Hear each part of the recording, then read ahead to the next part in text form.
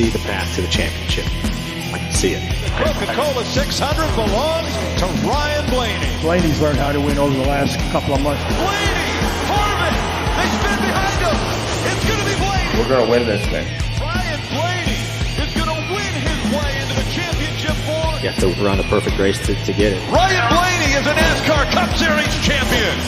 What an unbelievable year. What an unbelievable playoffs for us. This is the Team Blaney Podcast. Welcome, everyone, to episode 150 of the Team Blaney Podcast. My name is Adam Rogers, and alongside me is co-host Steve Mez. This podcast is brought to you by fans for fans. Steve and I have been following the drivers of the Blaney racing family for 2 decades, and Team Blaney itself launched on social media back in 2014.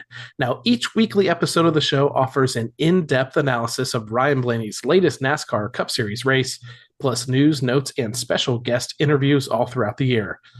This week, we break down Team 12's run in the Ally 400 at Nashville Superspeedway.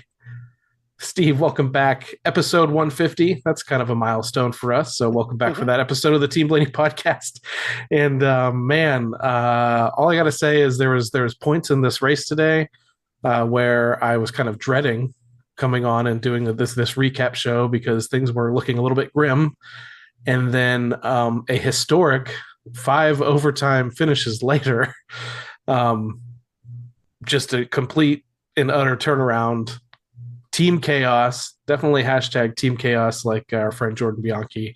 And we have something really fun and surprising to talk about, I think. Not a win, but man, definitely a lot different than I thought things were going. How about you? I survived the Ally 400 and lived to tell about it. T-shirts. Something like that. They should be making some stuff up because 5 green, white checkers, just unbelievable melee. And some people love it, some people hate it. We'll talk later on about being put in a box and kind of being stuck in the box. What's funny is for the longest time there was one guy stuck in that box, and then we get to the end of the race and there were 9 guys who were stuck in the box, a lot worse. And didn't turn out too good for almost any of those. So what an interesting day of racing, and then fuel strategy too. Yeah, the different strategies made things interesting. I thought there was points in this race where the racing was okay.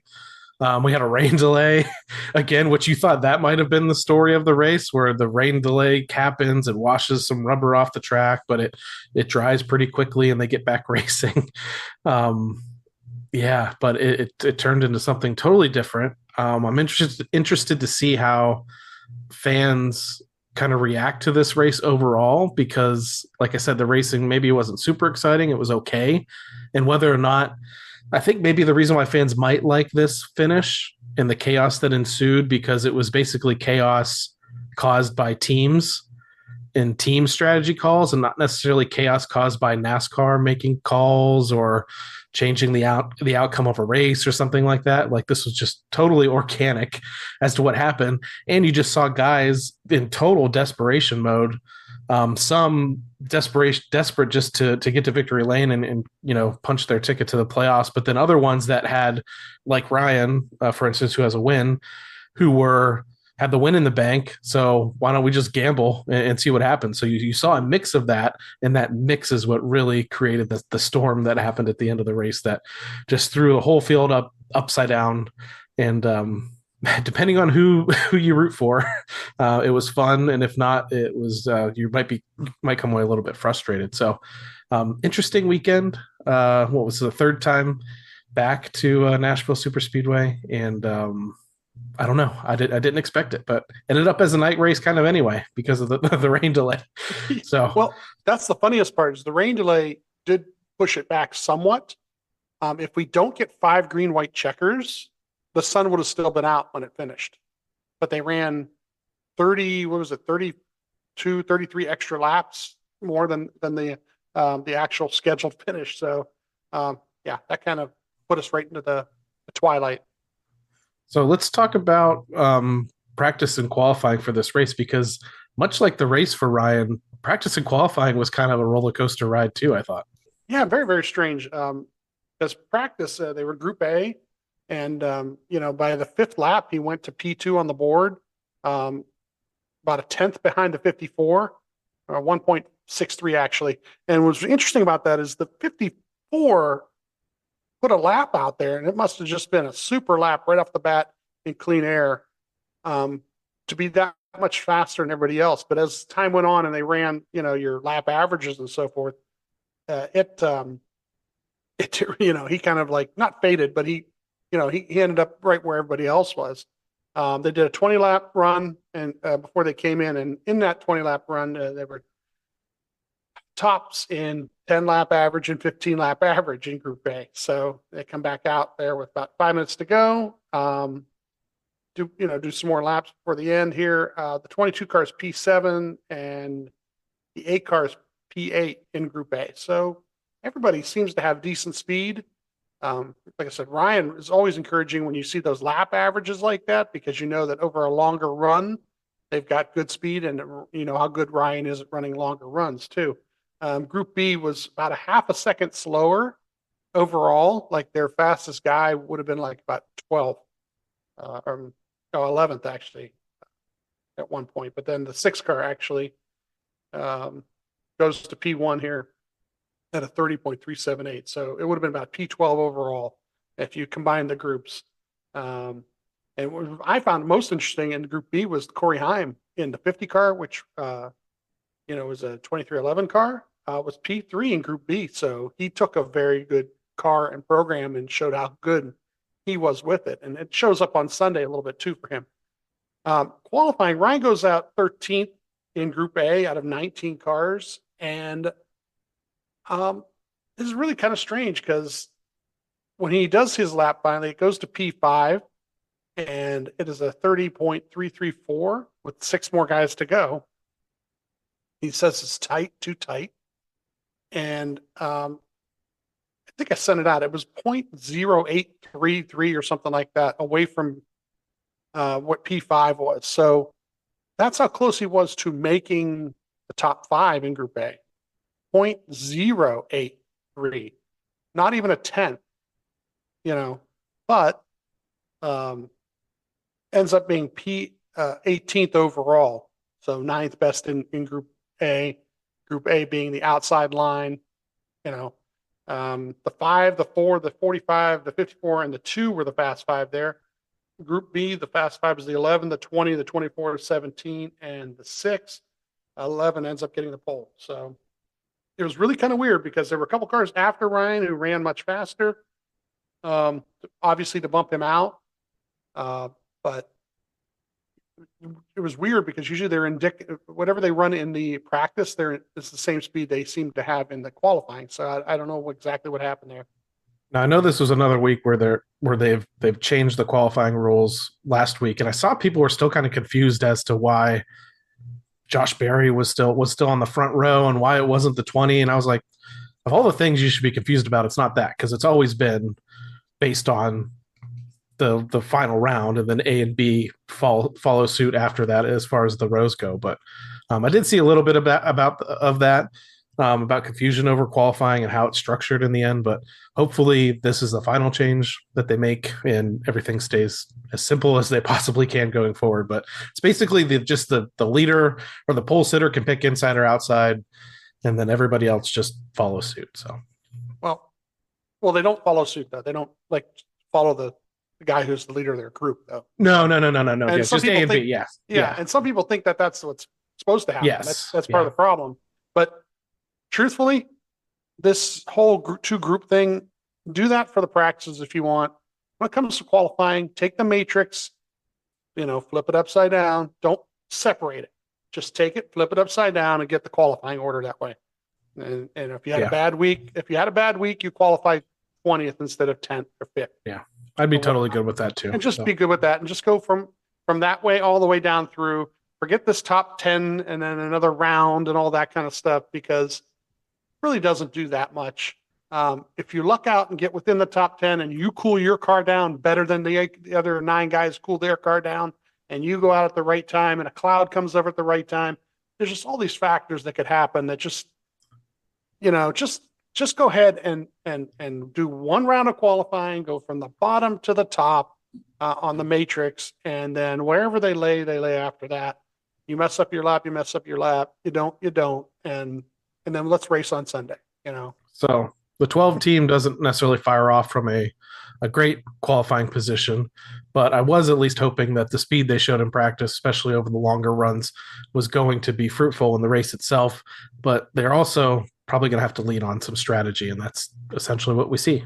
Well, this track is another one of those tracks where they get to within a tenth of each other after like a first set of pit stops, as we're going to find out. I point this out a couple times in there. And when you do that within a tenth per lap, you're not really gaining on anybody, and then you get in their dirty air and you can't pass them, and it ends up a lot of that. The only thing that really saved this race, as far as is what happened, the drama at the end, you know. So we go to Sunday, stages of 90, 185, 300, a fuel run of 67 to 73, according to Bob. That's going to be interesting. 10 sets of tires. Pit stall 38 behind the 31, in front of the 8. The leader is the 11 here for the start. He starts on the bottom, of course.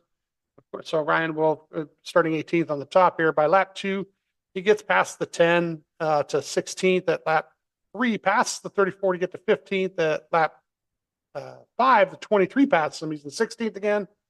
By lap 13, Ryan says it feels really bad on the brakes shaking already.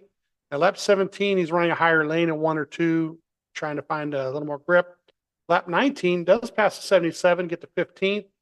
The 20 takes the lead with the lap traffic situation, where he kind of uses a lapper to pin the 11 car.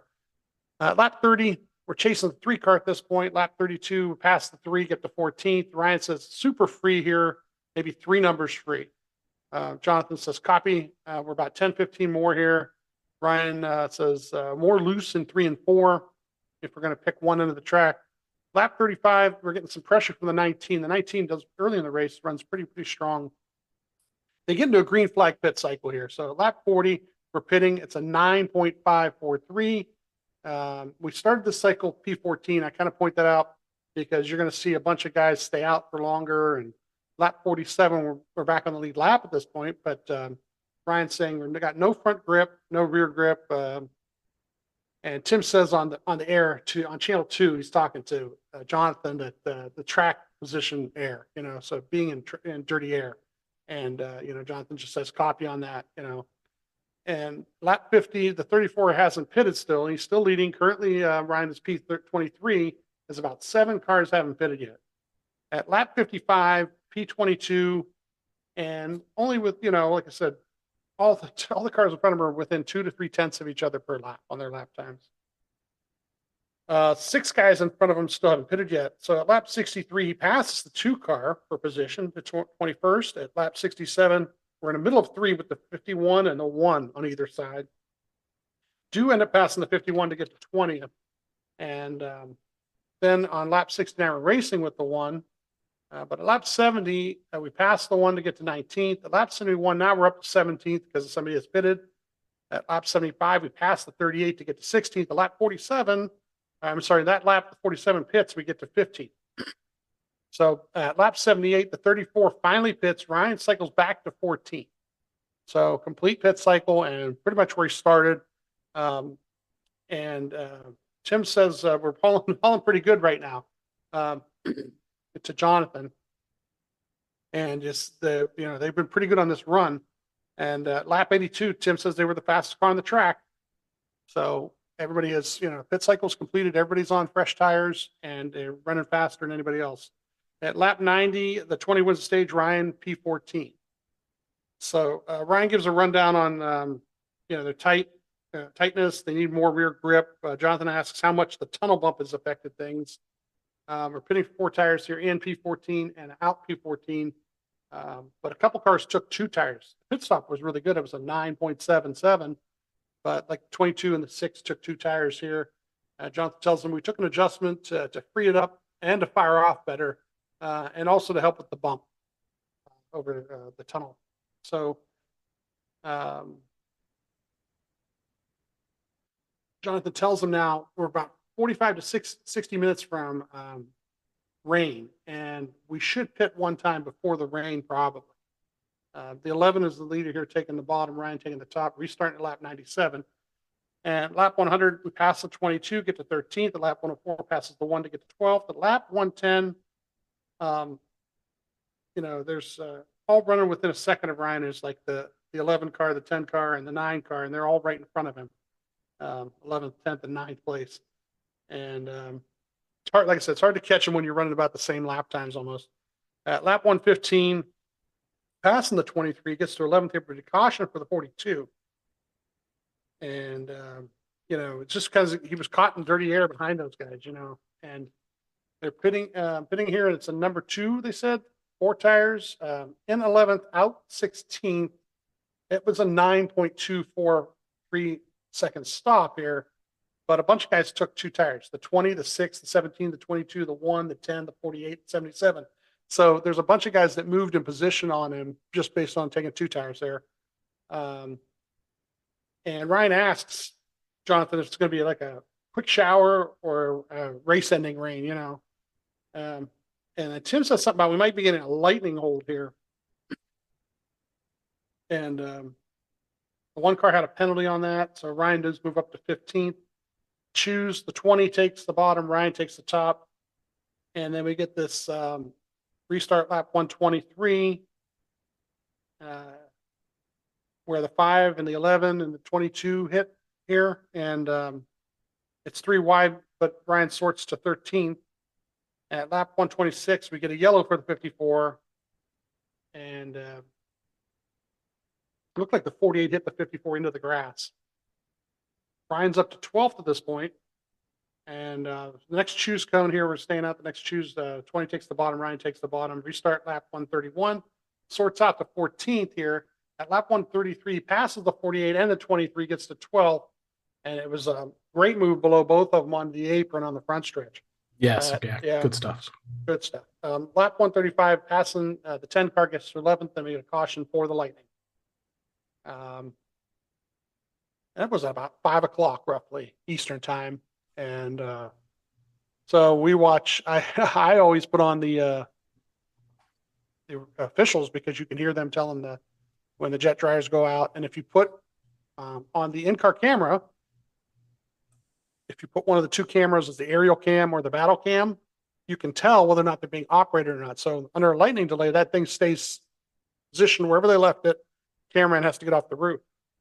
But at some point, they finally say drivers to the cars. The sun, that thing passed through. The sun came out, definitely helped dry the track. So by about 6:30 Eastern time, the drivers were back in their cars. And it was an interesting rain delay because the lightning had come out, and then it looked like there's a chance the storm was just going to skirt the track and they wouldn't get any rain. So it was just some sprinkles, but then all of a sudden it just let loose. But the good thing is it's not super long track. It's concrete. It's super hot outside. So all those conditions kind of made for a way for them to dry it really quickly. And honestly, after the rain it was like a deluge, but it was short. And dried relatively quickly. I thought so. Yeah, and the sun coming out really helped too. It was not like cloudy behind it; it was pure sunlight because they had that rainbow. They showed it on TV. During this too, the 2 got penalized for inappropriate adjustments, and it was funny listening to the radios.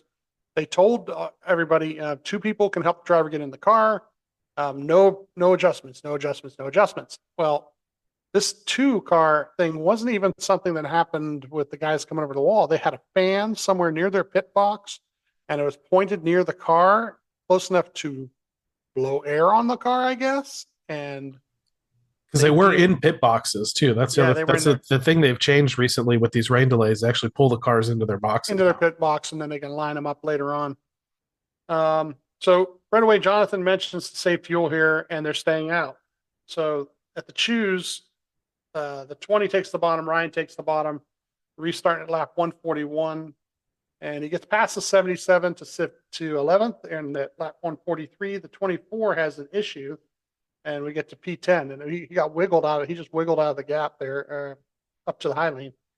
At lap 146, we pass the 10 to get to 9th. At lap 152, he says we're a little snug off of 2. At lap 155, all of the top 10 lap times are within 0.2 of each other. Like once you get to somebody, unless you're way further than that, you just can't get around the dirty air. Tim tells Ryan that the 11 has moved up a half a lane. And this is interesting to watch on in-car cameras, because when he says something like that and you're watching, does Ryan actually try it? And he does. He actually, says that he's gained about a tenth doing it. So he tries it for a couple of laps. At lap 160, 3/10 back of the 17 and about 5.9 back of the leader, who's the 20 this time. At lap 168, we're passing the 17 to get to 8th. And Ryan says we're starting to go free. It's starting to build free. At lap 181, Jonathan says save a bit if you're not going to get to the 19 car. So the laps were counting down here at the end of the stage, and they could tell that the gap was far enough to the 19. I think it was almost 2 seconds, and they weren't going to get to him by the end of the stage. So they basically tell him to conserve fuel a little bit here, and Ryan does that. And the 21's stage 2. Ryan gets P8, so we get some stage points in the second stage, and we've been moving up constantly. So things look better and better. And the 5 and the 11 were kind of going at it at the end of that stage too. So Ryan says we had 2 rounds of braking it, and Johnson says when we're pitting, stop short. There's still 36 cars in the lead lap, so the 31 is going to be coming around him. But Jonathan asked Tim to go see if the 31 is going to pit, and if he wants to wait for Ryan to get out of the box accordingly. And actually, the 31 goes ahead and tells Tim goes down there, or when I say down there, I don't know how far away the other spotter is, but he goes and talks to the 31 spotter, and they tell him we're going to pit second time around, which they end up doing. And it really helps because it's a 9.37 second stop here.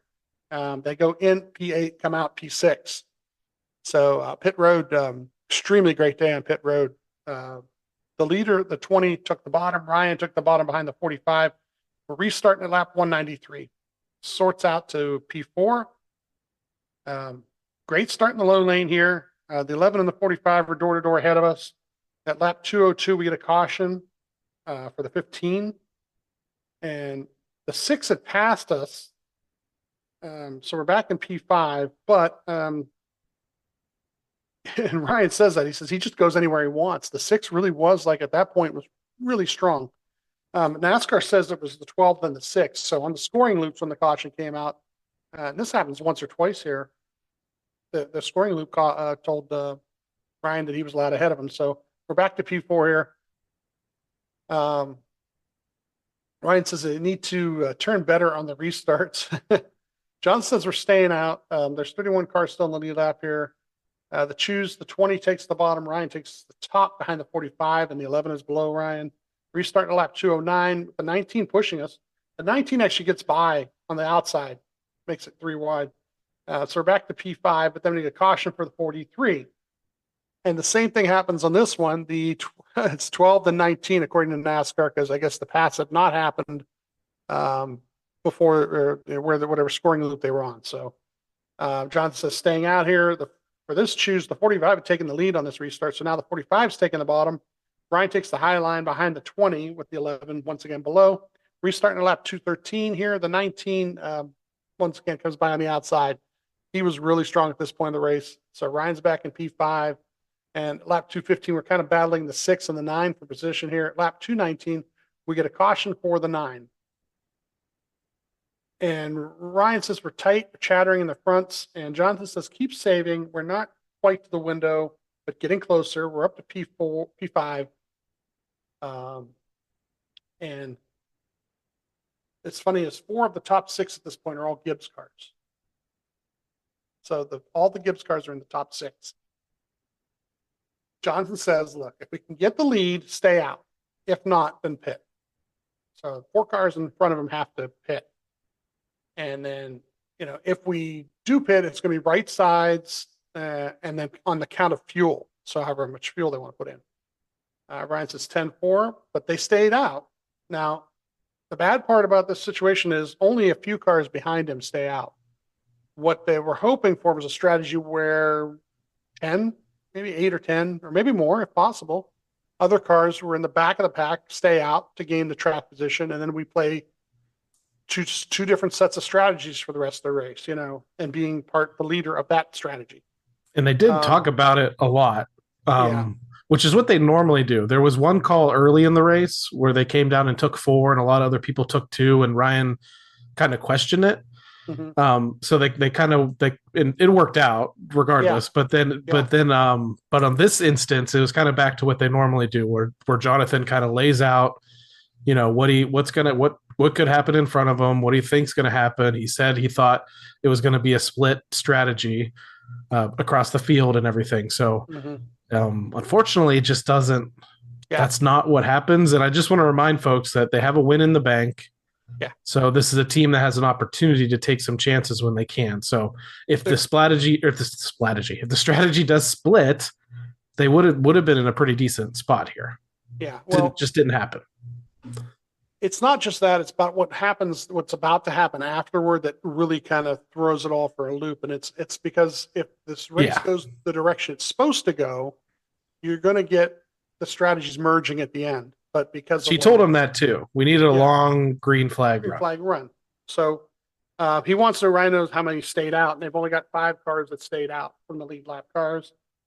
The first car with 4 tires, this was interesting, was the 45 car back in P12. And the next, from P12 to P5, the rest of those guys were all on 2 tires. So as far as like anybody having fresher rubber than him, really wasn't that many cars, and a lot of them were 2 tires. So the first car pit road was was the 1 car in P6. So there you go. Restarting at lap 226 as the leader in the low lane, and at lap 229 we had a caution for the 20. And we're staying out right now. And Ryan asked if we're staying out. He says, John, yeah, we kind of made our bed now. We need a long run here. What we need is a long run. And this is the problem. We get that caution so quickly, but the idea was just a long run. Everybody else was going to have to pit at some point. We would pit at that point, whether it's a green flag run, hopefully, or a caution, or even if it was a caution with like 10 laps to go, if they got to that point, but one long green flag run where everybody had to pit, and maybe our pit strategy at that point is just to take a splash of fuel, and come back out in the lead. And that's exactly what they're looking at. If it stayed green from there to the end, sure, we have to come in. Everybody else has to come in. Maybe our pit stop is shorter than everybody else's, and maybe we lose a spot or 2 as it's going on, but then we get it back based on a shorter pit stop. And even this one caution, I think they could have survived. Right. But that's not very much so not what happens here. What ends up happening here? So Ryan chooses the bottom here and restart lap 234, clears everybody by turn 3. At lap 240, he's 10 position, 10 car lengths ahead now to the 1 car is behind him. At lap 242, we get a caution for the 6. Here we go. Now we're getting another caution, and now we're at this point, like this is over now. Yeah, it's kind of like really kind of messed things up. And on this caution, the 77 car punted the 21, and I'm really hoping that this is something that gets reviewed during the week. And he's a funny guy, and he'll say funny things on Twitter and so forth. But what he did there was pretty bad because everybody else had checked up. So either something happened with the communication and spotter didn't tell him that we're under caution, or he was mad at the 21 and decided to show him. I'm not sure which, but if we find out that that's what it was, that's a very dangerous situation because there were a lot of other cars around him too. So when he spun him out, he could have spun him out into other people, and that's not good. Somewhat fan favorite guy who has been leading the way for Spire for most of the year, honestly, but within the last couple of weeks, we saw him spin out intentionally, which didn't really have any consequences a couple of weeks ago. And then you have this instance where the car, crashes behind them, and the 21 checks up because the car, I think, spins past him. So he's checking up in anticipation of the caution, and the 77 is the only one not checking up. He basically just runs up right behind the 21, bumps him a couple times, and then just decides to drive through him. So it's just that was dumb, especially when I feel like he had garnered a lot of goodwill this year based on how he'd been running. Kind of, they've been punching above their weight. So that was silly. And then unfortunately, these cautions is exactly what the 12 didn't need. And you can kind of tell from Jonathan and Ryan's radio communications that they see what's happening now. Yeah. So. Jonathan says, hey, we need about 8 more of these and we'll be okay. Which is funny. In retrospect, that's really funny. So for this choose, we're taking the bottom here, the restart in lap 248. The 1 takes the lead, and Ryan goes to P2. And during this run, at this point of the race, Ryan does a great job of holding on to P2 too. So at lap 255 here, he does say something about the brakes getting a little bit soft or extremely soft. At lap 260, he's only 1.1 back of the 1, and it's 0.8 back to the 23 running in third. Lap 265, Ryan asks, how are we? And Jonathan says, a few more, and I'll call you in. And at lap 268, they do pit for 4 tires, 9.3.25 second stop now. So we get back on the track about lap 270 here, and I try to keep track of, it's hard to do with the app, but with the in-car, it's great because you can tell exactly who he's around. I'm trying to get the lap back, because you can get the lap back and then a caution happens, then you're going to pit with everybody. Then you don't have to be tail end. But if you're a lucky dog, where are you and where are the other cars? So that's the other thing I'm keeping track of is who's running where. Ryan's in P33 at this point, but he is the lucky dog at lap 280 up to 32nd, still the 1 lap down, but he passed the 45 who was in 7th.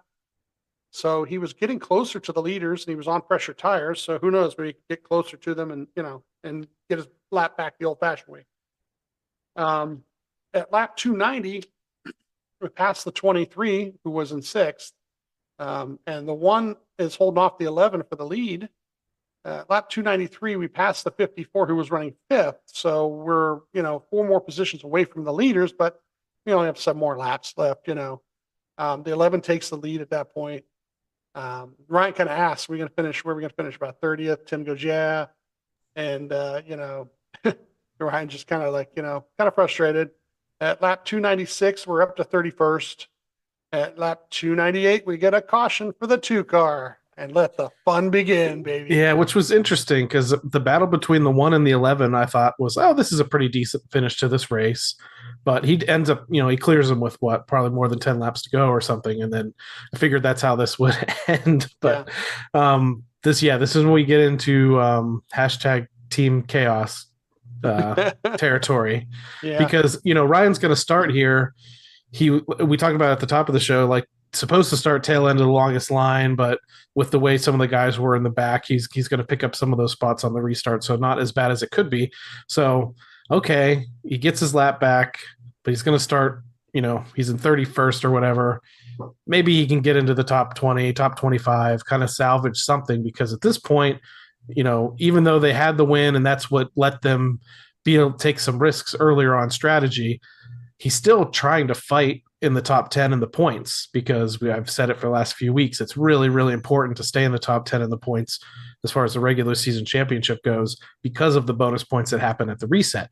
So he was close. He lost some ground to the guys right in front of him before this race, and he just picked up a few stage points early on. So every position matters at this point, and even just for, I don't want to say a moral victory, just something, to get back up through the field, because there were opportunities on some of those cautions after the strategy had already kind of failed that I thought maybe they could have come in and then tried to battle back from the back, and they didn't. So here's an opportunity to do something. And I just wanted, sad to see that the 2 is the one that had to cause this, but thank you also to the 2, I guess. Definitely wasn't intentional. But yeah, we just wanted to see. I wanted to see at least two more restarts, because the other thing coming in is these guys all out front are getting into the 90 plus lap. I think at that point it's the 88 laps, 94 laps that they had run on this tank of fuel, and you knew some of those guys were going to have to come down pit road. Yeah, so we got up to P30 here. Being the lucky dog, they do pit, and 4 tires fuels a 9.276 stop, a great stop under this. And that's right at lap 301 that actually happened. So a bunch of them are close on fuel here, and then we don't even get through turn 1, right? The 5, I think the 5 hit the 1. And then the 54, the 8, the 31, the 24, the 45, the 42, the 3 are all involved. I've got great job guiding Ryan. Tim here, if you're listening to In-Car Scanner, and this is something that Josh would always do quite well too, is high, low, go high, go low, go low, go low, go low. He's coming across, look at this, look at that. directing his eyes toward what he needs to do. So they get through there, and Ryan asks Jonathan how many have to pit because Yeah. And they're that up to, crash, wasn't even fuel related. no, That was the 5 car hitting the apron and just Yeah. wiping out the one. And what was so funny to me during this whole part, and I know a lot of people have the NASCAR's Golden Boy thing moves around week to week, but Mhm. a lot of times Kyle Larson has taken that this year. And it was just like the guys in the booth would not say that Larson made a mistake. It was, oh, he hit the apron. It's because of the apron. That's why this happened. Like Kyle couldn't, they didn't say it, but that's the way I'm hearing it. Is like Kyle couldn't possibly have made a mistake there to cause this accident. It was the apron's fault. So unfortunate for the one car. My question is, when the one wrecked a Hendrick car previously, he had to call Mr. Hendrick up and apologize for that happening. So is the 5 going to call Trackhouse and Justin Marks and apologize for this happening? Or Sure. I don't think that's going to happen. Anyway, so chaos ensues. So we got at this point I have 23rd, but I guess the 8 car. This is where the 8 car gets his position back, and he ends up 20. Ryan ends up 24th. Ryan says the 5 and 11 are on the front row. He says this should be exciting. The 11 takes the bottom. Ryan takes the top on this restart from 24th. I have green, white checker number 2. And we get a crash in front of Ryan here with the 4, the 50, 12. Ryan ends up in this a little bit. The 21, the 38, the 4, the 51, the 41. Ryan doesn't even know where he got hit from. The good thing is there were no real external damage to the car. He thinks he may have flat spotted the tires, but truthfully, from what we end up seeing from here to the end of the race, it must not have, because it really didn't affect him much. This was another one of the what if moments of the race. The what if they didn't do the fuel strategy? What if they would have just pitted right after? What if he makes it through this crash unscathed? But still, there's no guarantee from where he starts based on this that he would have made it through and won the race or something. But it's just one of those things. It's like, oh man, if he could have just missed this, he would have been in a little bit better position, maybe. So they're P23 here, staying out. Now, we talked about Ryan being in the box earlier. Here's what we have right now at this point. We're going to our third green, white checker. We have the 11, the 5, the 19, the 8, the 22, the 9, the 10, and the 48 have been 93 laps since they last pitted at this point. So any one of them could run out of fuel on this next restart. We're actually P21 for the choose. A couple cars did come in and take gas or had an issue, one of the two. So the 11 takes the bottom, Ryan takes the bottom, and I think this is advantageous here, take the bottom from this far back still, because usually if somebody runs out and something happens, the crash seems to go to the wall in turns 1 and 2. So we get to green, white checker number 3, and right away we get a caution for the 8 car getting whacked. And you find out the reason he got whacked is he was behind the 5, and the 5 ran out of fuel. So I almost felt really bad for Kyle on this one, because he was trying to push the 5 and then realized too late that the 5 had stalled out. And I don't even know who it was that hit him, but they hit him. And Ryan ends up going low through around us and ends up in 17th. Now, at this point, Jonathan and Tim are discussing the 22 car, because it's going to be one of the cars in front of Ryan a little ways. And they're not confident that they're going to make it, the 22. But they stay out and they're going to try. And the 14, Ryan is up to 14th now, because a couple more cars do come in. So for this next restart, green, white checker number 4, 22 takes the bottom, Ryan takes the bottom also. And during this green, white checker, the 9 runs out of fuel right at the start. The 48 runs out of fuel. And then we get a caution for the 4, and I think the 54 was involved in this. And this happens once again before we get the lap in, so we don't get to the white. Ryan is up to 12th now because he passed the 2 guys that ran out of gas. So we're staying out here, and the 22, the 14, and 10 who are in front of Ryan are all close on fuel. And the leader being the 22 taking the bottom, Ryan taking the top, and Ryan tells Tim to please go. Now, Ryan lines up behind the 10 car for this restart, and he tells Ryan to please go to the 10 car's spotter and tell him he's going to run out of fuel. Stay in your lane when you're running out of fuel. Don't go left, don't go right. Just stay where you're at, especially on the top, because then Ryan maybe can go around him on the outside.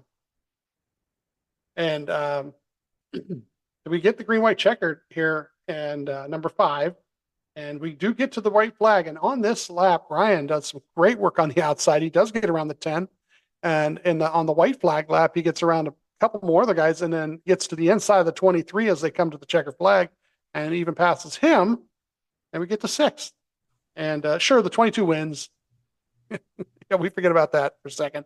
The 22 pulls it off. He figures out a way to get enough fuel out of that car. Check his gloves. Check his gloves, Steve. Check his gloves. I don't know how they did it. He ran further than anybody else all day long. He's got a couple extra cans in his pockets. Yeah, and I wonder if there's some guys that pitted on that before the last green white checker that maybe had it pitted around the same time he did. So I wonder if they're thinking maybe they could have done it. But also, we talked a little bit before, like Joey is a veteran. He's won a ton of races, ton of experience, and he might have just done a little bit more than anybody else did, because he also was able to do at least half of a burnout too. He was able to come back around and then do a little bit of a burnout before it ran out of fuel. So I said, I'm not like the biggest Joey Logano fan. And I always, the Penske teammates always kind of run each other really hard. So that's another reason why we're not always the biggest fan. But man, kudos to Paul Wolf and that team, because they called a great race. They stayed in it. They weren't necessarily up front all day, but I feel like they were kind of in the mix, at least in the top 15 or so. Mm-hmm. And kudos to them. But man, yeah, as far as the 12 strategy goes, just like they drew it up, right? Yeah. So figured it. We'll get back. Hey, they figure out a way to get back to the front somehow. If you give them, and if you gave them another 20 more laps, who knows, right? I mean, we ran 31 extra laps here. It was 331 laps. Scheduled distance was 300. So, what we did with that extra 30 laps is 24 positions in the extra 30 laps and all those green white checkers. So, definitely kudos to them guys for figuring out a way to get back up there. Ryan racing his tail off. It's just, the get to 6th is just amazing. You were so in despair about a half hour, 45 minutes earlier, with kind of being locked into the position of the strategy call that you tried to make to try and gamble with. And, you've done this, you've done that. Then you do the ifs and the buts and the ifs and the buts, and this would have happened, that would have happened. But what ends up happening is you just keep racing till the race is over, and you never know what you can do. And once again, this is another one of those.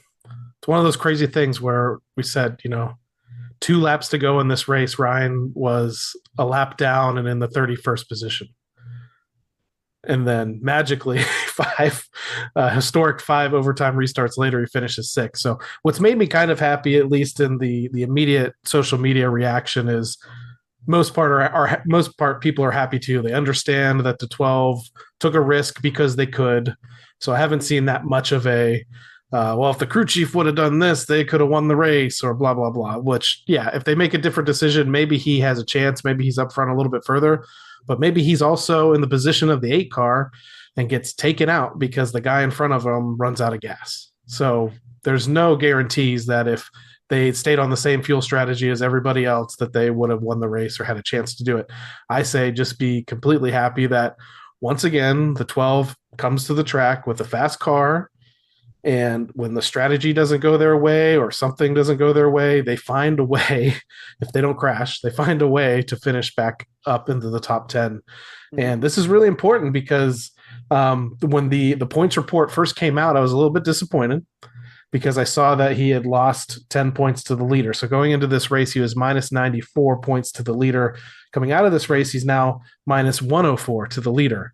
But if you look a little bit closer, this ended up being a big day for Ryan because from 5th to 7th, Ryan gained a pretty decent chunk of points.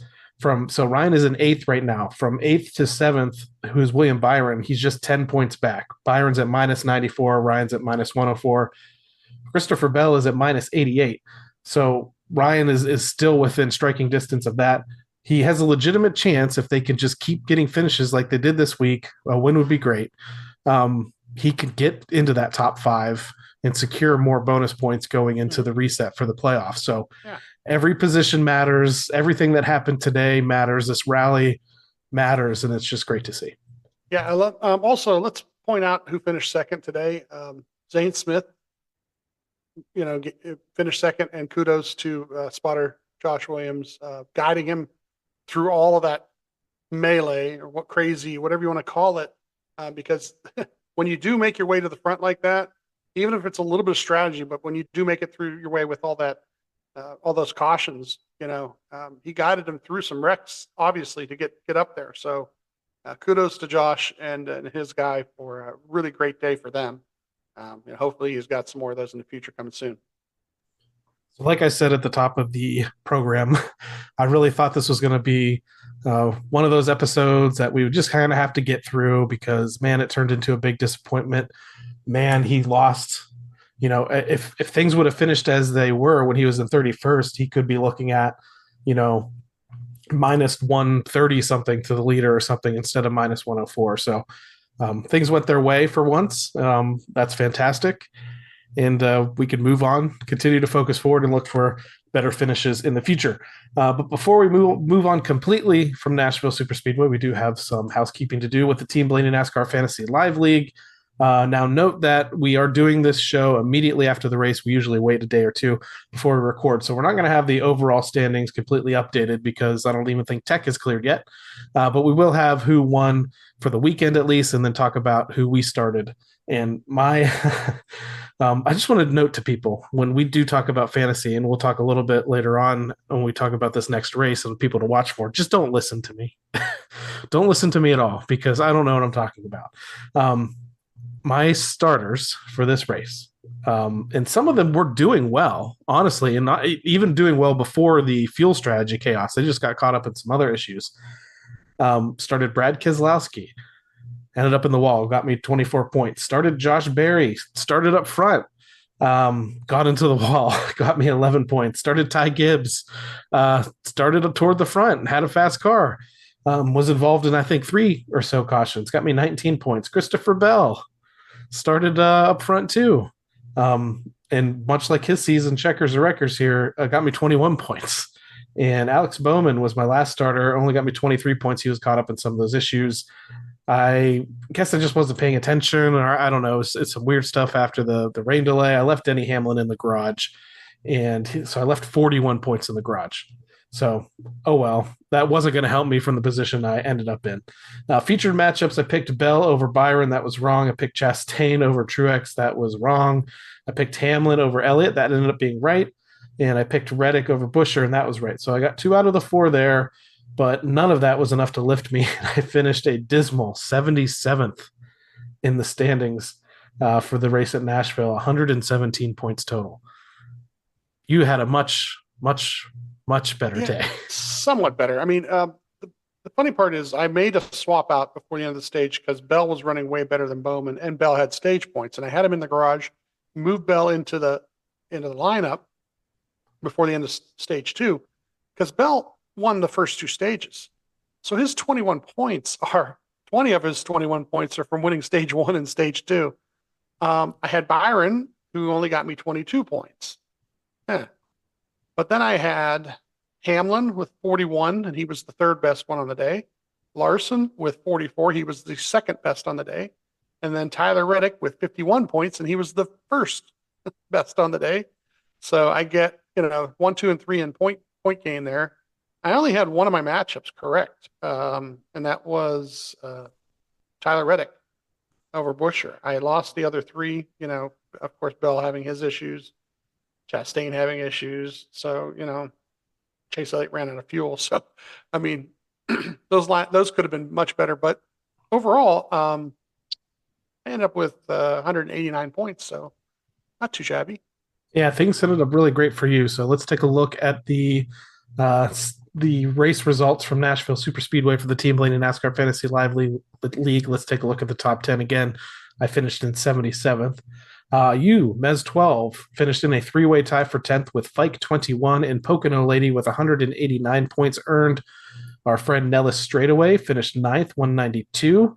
8th, Sunday Money 2023, another newcomer to the league, finished in 8th with 199 points. We have a 4-way tie for 4th. The Dalai Lama 4, Charlie Boo, Blaney's Daisy, and Go Larson all finished with 201 points earned. In 3rd was Racer SF with 205. And then we had a tie for the victory this week at Nashville between my wife, Rogers T, and Doug QC with 221 points earned on the weekend. So congratulations to them for winning the weekend. To at least one new face in the top 10 was their first ever start in the league. So kudos to them. I think Sunday money there. So welcome to the fantasy league. And hopefully maybe I can start asking them. It looks like I might even have to ask my wife for some pointers here because things did not go well. So again, maybe I'll put a post out here in a day or two with the updated overall standings, since we don't have those right yet, since we're just only an hour or two fresh off this race. But we'll get to that. But now it's time to move forward for this weekend's race. Highly anticipated race as the NASCAR Cup Series heads back to the streets of Chicago. And I'm happy to report, Steve, at least for now, things can change. Weather looks great. Last year was a total disaster. They had like biblical rains, record rainfall in the city.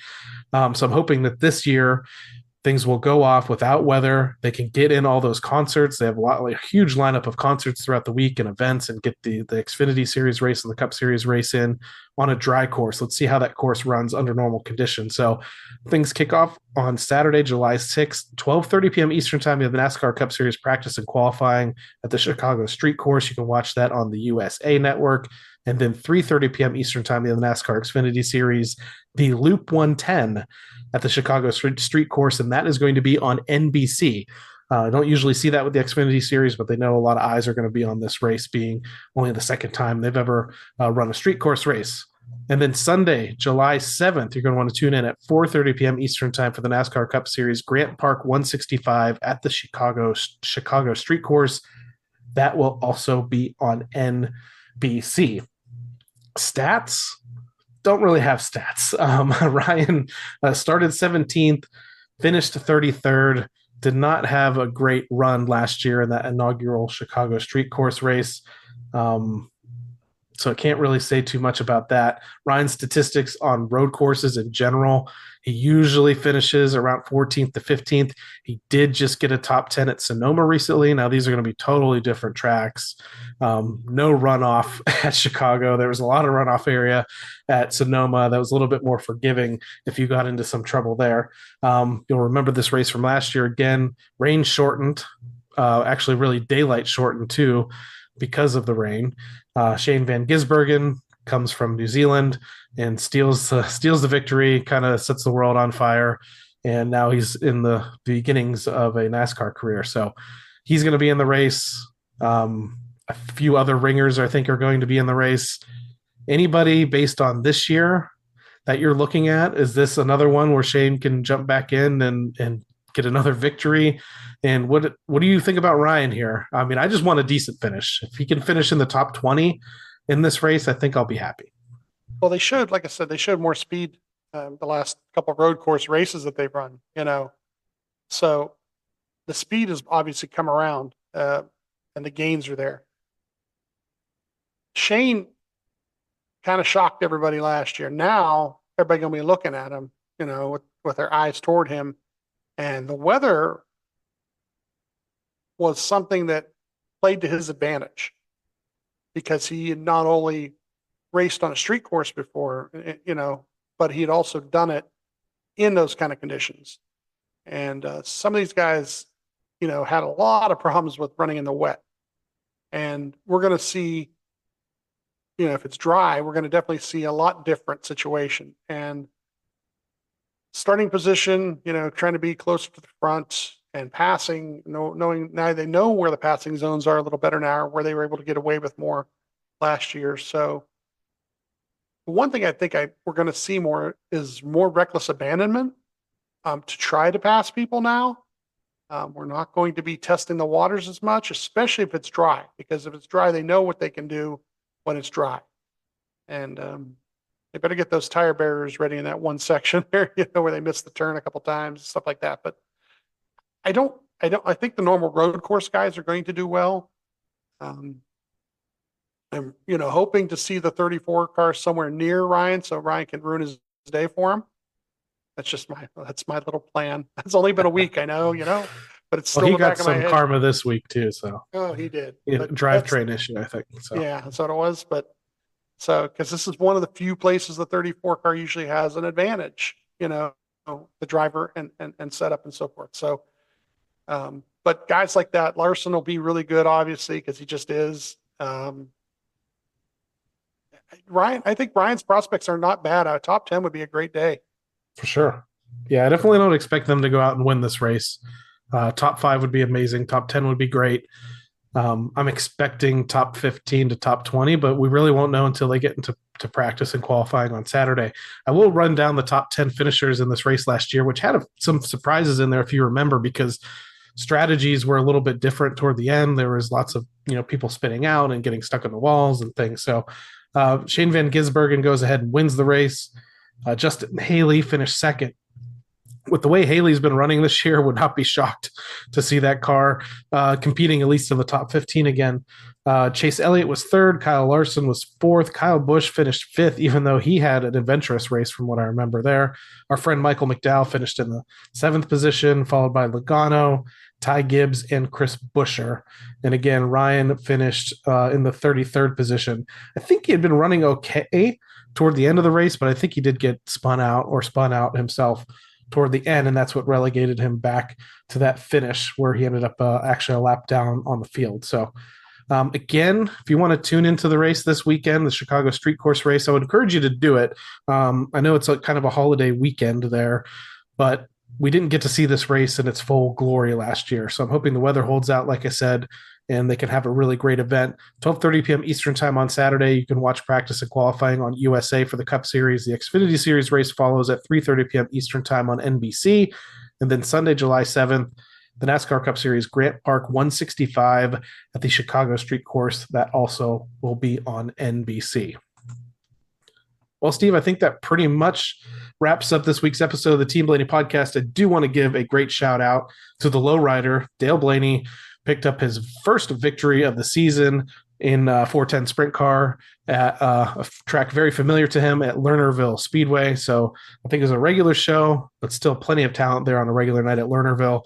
Guys with tons and tons of laps there. So congratulations to Dale and that whole Bears 32 team for that first win of 2024. And hopefully they can pick up a few more, maybe even contend for the Lou Blaney Memorial a little bit later on this year.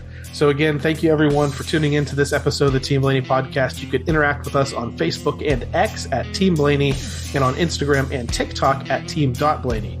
We'd also like to encourage you to support the Ryan Blaney Family Foundation. Ryan's official charitable organization benefits brain health causes like UPMC Sports Medicine and the Alzheimer's Association. To learn more, visit RyanBlaneyFamilyFoundation.org or follow them on Facebook, X, and Instagram. So for my co-host Steve Mez, I'm Adam Rogers. We'll catch you next time right here on the Team Blaney podcast. Good night, Stockholm. Check out the TikTok. Well, thanks everybody for coming. I hope you enjoyed it.